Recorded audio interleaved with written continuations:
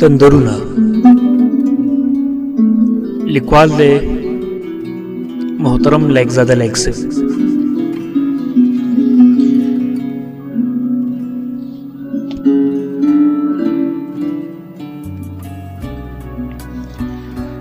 د ګل مرجان په سترګو کې ناکلا روح کتلې او راتلې، هغې ته نه خو د شپې د تورې تیارې احساس او نه د موسم د ناکړدو نه خبر وه، نه د اسمان په برېښنا څه کار او نه ورسره د ځان فکر و. خو چې کله به یې په لرې واورینو څوکو د تندر د پرېوتو اواز واورېده نو اسمان ته به یې د حسرت په نظر وکتل او داسې به یې محسوسه کړه لکه چې د دغه تندرونه د هغې په زړه پرېوځي. هغه د خپلې خیمې نه بهر ولاړه وه. کله به چې د اسمان برېښنا د خیمو په کلي خوره شوه نو ګل مرجانې ته به خاموش او خالي کوڅې تر نظره شوې. په هر لوري چوپه چوپیا وه، خو د هغې روح ناکلاره و. کله به یې اسمان ته کتل او کله به یې په لنډ نظر خپلې خیمې ته کتل چې پکې د لالټین تته رڼا خوره وه. د ګل مرجانې 14 کلن زوی شینګل د موسم نه بې پروا په ژور خوب وده، خو د هغې ماشومه لور وږمه له هغسې ویښه وه.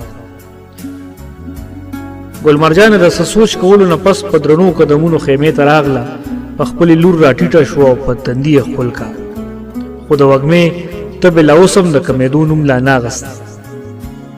د هغې په سترګو کې د بېوسۍ اوښکې لړۍ شوې، ځان سره پټه پټه وجړېده. هغې خپلې ماشومې لور ته څه ویل غوښتل چې بیا یې د تندر د راپرېوتو اواز واورېده. اوښکې یې په خپل خیرن شلېدلي پیس کې وچې کړې او بیا د خیمې نه بهر ووته. اسمان ته یې وکتل او د وریځو ځغلېدو سره د هغې فکرونه هم په شا وځغلېدل. هغې ته یاد شول چې سید آغا به هغه په ورکوټوالي څومره څېړله او چې کله به یې ورته د واده خبرې وکړې نو دا به وشرمېده او ورته به یې وې چې د ماما زویه ما سره دا خبرې مه کوه. د ژوند هیڅ پته نه لګي.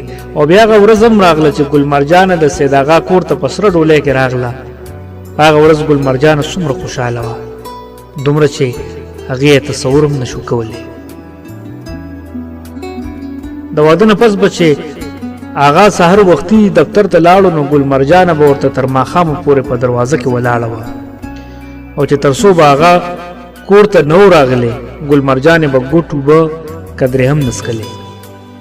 هغه خصوصو ځله پوه کړه چې لیونی زه خو په دفتر کې ډېر څه وخورم، اوس کوم ته ولې داسې ځان وږې تږې ساتې.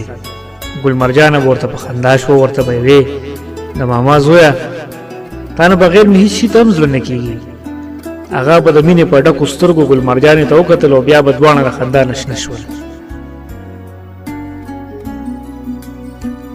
او بیا چې کله د ګل مرجانې غېږه په شینګل ډکه شوه نو مینه نور هم سیوا شوه. ګل مرجانې ته هغه شپه هم یاده شوه چې کله هغه سانیولې کور ته راغی او ګل مرجانې ته یې وویل چې زموږ په پاکه خاوره استعماري کوه او قدم ایښی دی، د ترور لورې اوس وطن ته د قربانۍ ضرورت دی، ته راته ووایه چې زه څه وکړم. د ګل مرجانې په سترګو کې غټې غټې اوښکې راغلې، زړه یې بې اختیاره غوندې ودانګل او په رپېدو شونډو یې هغه ته وویل د ماما زویه زه پښتنه یم، زما په رګونو کې هم د ننګیالي پلار وینه ځغلي. په دې جهاد کې ما د ځان سره بېله مه ګڼه. هغه یې اوږده ساه راښکله لکه چې زړه نه یې ډېر لوی بوج سپک شوی وي.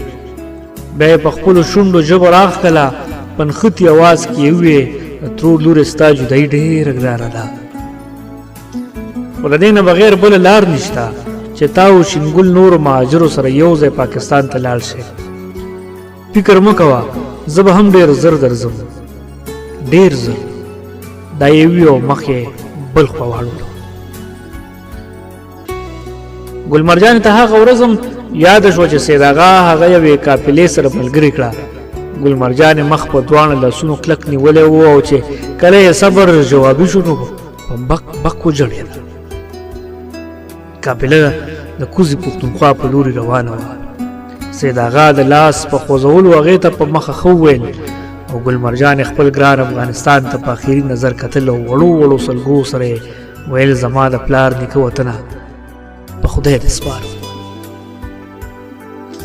ګل مرجان خپل زوی شینګل سره پېښور سره نږدې یو کیمپ ته راغله. د ډېرو منتونو او زارو نه پس ورته یوه خیمه ورکړې شوه او هغې ایله د سکون ساه واخیسته.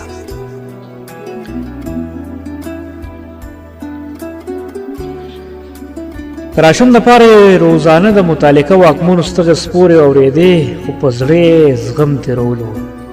د هجرت په 4مه میاشت یې لور شوه وږمه.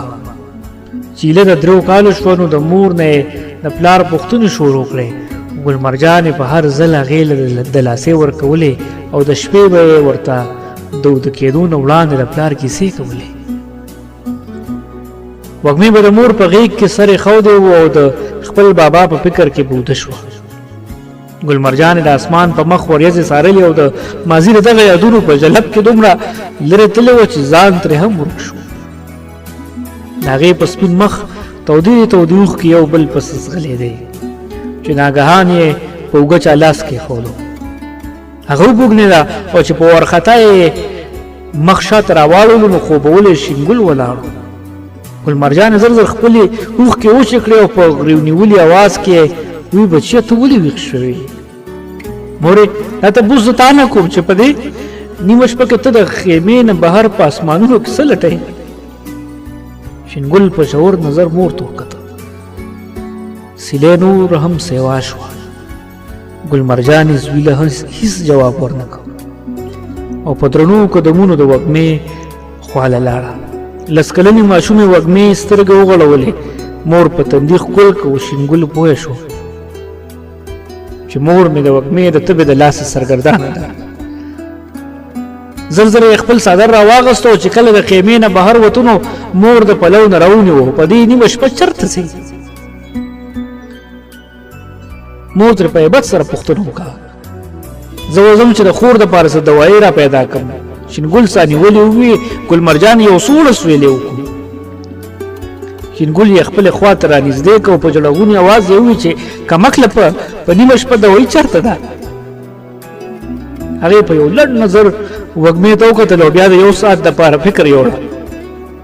هغې شینګل ته د ډېر سوچ نه پس ووې ته د وږمې سره کښېنه زه دا دې راځم.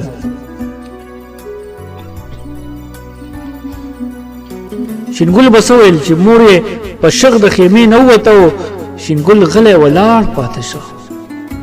د اسمان برېښنا نور هم سیوا شو. د باران څاڅکي ورو ورو سیوا کېدل او ګل مرجان د اسمان په برېښنا کې د خپل نامعلومه منزل لارې لټولې. هغه چې کله د مقبرې خوا ته ورسېده نو په نیولې شوه. هغې داسې محسوسه کړه چې لکه په اوږو باندې یو دروند اسماني بوج را پرېوتی وي. ګل مرجان د اسمان په برېښنا کې قبرونو ته وکتل. هغې ته په قبرونو ولاړې شنې او سپینې جنډې داسې ښکاره شوې لکه چې دې پورې خاندي. هغه په یو ځای اټاله ودرېده.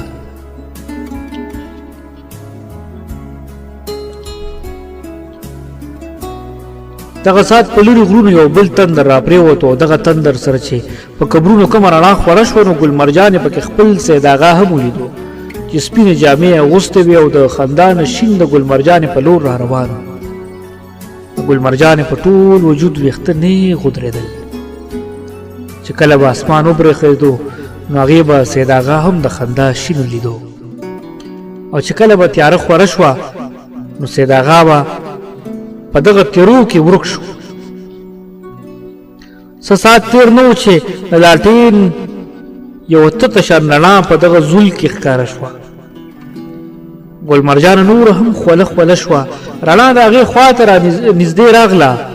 هغه شینګل و. په وارخطایۍ مور ته وویل مورې زر واپس شه په وږمې څه چل شوی دی. ګل مرجان چې یو ځل بیا د مقبرې لور ته وکتل نو داسې محسوسه کړه لکه چې سید آغا د مړو په خنداګانو کې ورک شوی وي. په درنو قدمونو خیمې ته راورسېد او بیا چې د لالټین په تته رڼا کې په وږمې راښکته شوه نو وږمې ورو غوندې سترګې وغړولې او دومره قدرې یې وویل مورې بابا به مې کله راځي.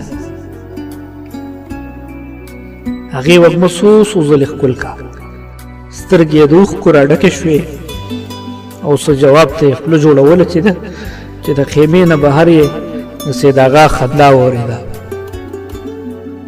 هغې په وارخطایۍ کې شاته وکتلو چې بیا یې مخ وږمې ته راګرځولو نو د وږمې سترګې وازې پاتې شوې وې لکه چې د خپل نالیدلي پلار د راتلو لارې ته ګوري. ته رانغلې زه دا ستا په انتظار وم ته رانغلې زه دا ستا په انتظار وم په ککو کې مې ارمان شو سترګې سترګې په ککو کې مې ارمان شو سترګې سترګې